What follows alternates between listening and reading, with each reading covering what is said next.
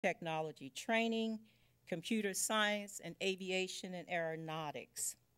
Now, DC Public Schools has a very robust career and technical education program.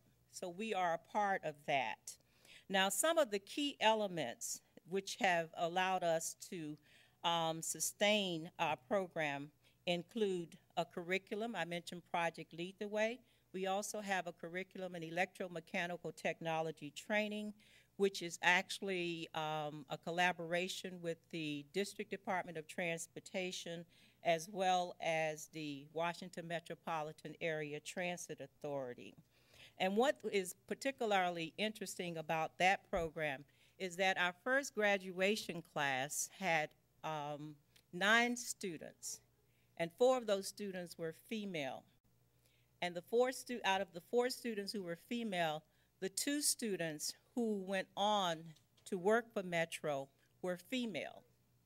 And that was really an interesting and unexpected turnout. Also, in terms of being, our sustainability, we also provide our students with mentoring. A few years ago, we had 2 of our partners who came together to actually collaborate and to spearhead our mentoring program. And they were the General Electric Women's Network and also the Federally Employed Women, FEW, of the U.S. Department of Transportation, of which one of the members is here with me today. Thank you, Nell, for coming.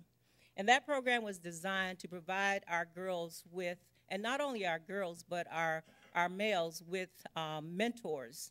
And mentors sort of go beyond what we're able to do in the classroom in terms of advising our students, serving as role models, so that they can actually see what they can do as a result of hard work and then being persistent in their studies.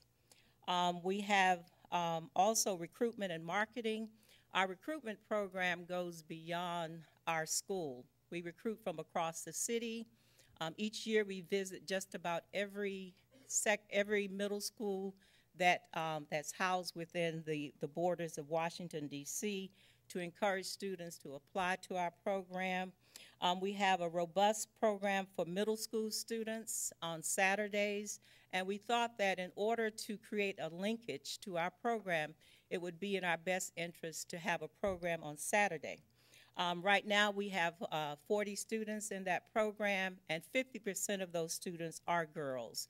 And we think that the importance of creating this linkage is far-reaching. Even as a high school, we have to look and see what we can do to encourage students at the middle school level. There's a lot that I can say, but right now my time is up. But I do encourage you to come afterwards and if you have other questions, and also to give you an opportunity if you live in the district and you would like to visit our campus. We're located at 1200 Clifton Street Northwest.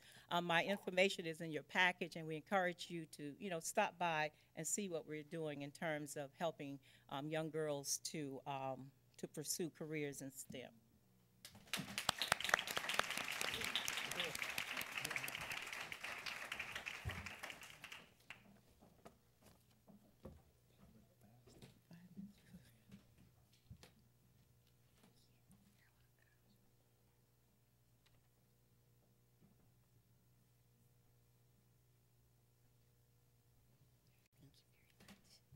Good morning, everyone. I think it's so appropriate that I get to speak after my sister in science, Shirley. Yeah. Cardozo is the sister school to McKinley Technology High School, where I teach.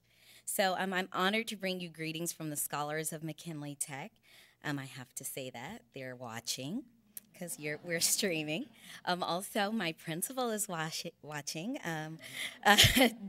Dr. Louise Jones, how are you? Thank you for letting me come. And most likely our fantastic chancellor, Kaya Henderson. I hope you're having a great day. Okay. So we are historically the home of the trainers and birthplace of the Phoenix, which is a symbol of our rebirth and reopening in 2004 after renovations that made us able to be a premier STEM academy here in Washington, D.C. I thank you to all of the partners and stakeholders that made this possible. Just want to say I had great time working with Rebecca and Becky. So I don't know if they're here, but they were just great ambassadors for the program and getting me here, taking care of me.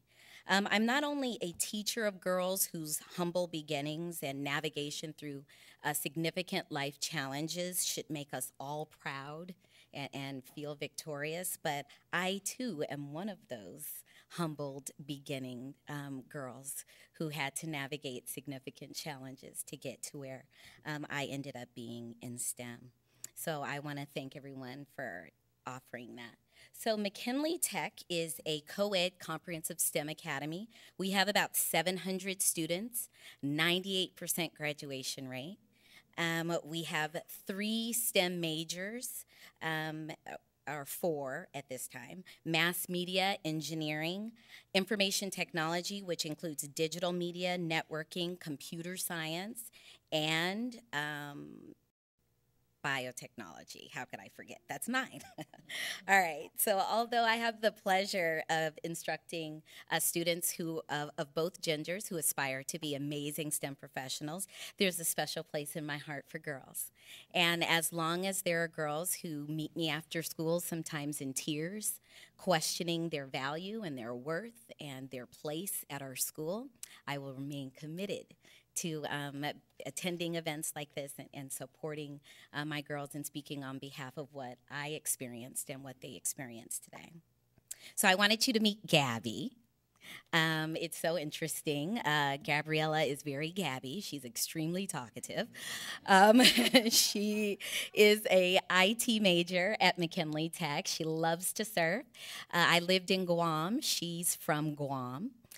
She's using her IT expertise in a very special way. She was very dismayed to find out that many languages, native languages to Guam and some of the surrounding islands, are dying.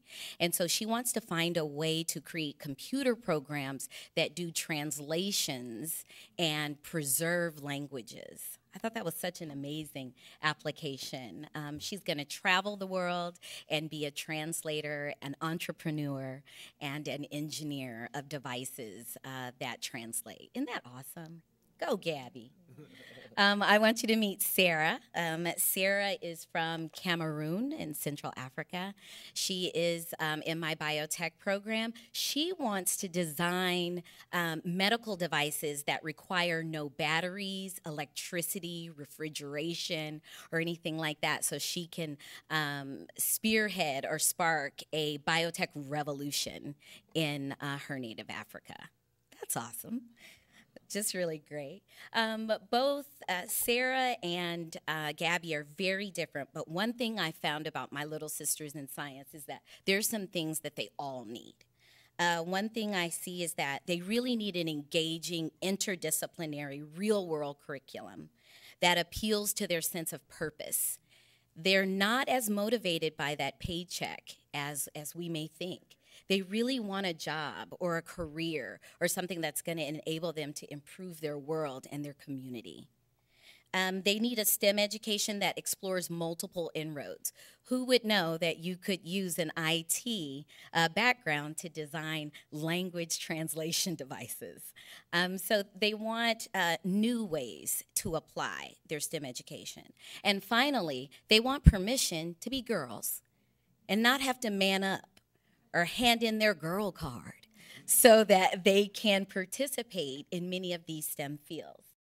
So at the beginning of many of our time together, I go through lots of PowerPoints of pictures of me, and I say I was a girl in STEM before I was a woman in STEM. And I did things like go on dates, and I've been a bridesmaid 29 times. Wow. My 29th being this past month. And there's no reason to forget who you are and what you feel and what you dream and believe so that you can participate in any STEM-related field. I chose pharmacology.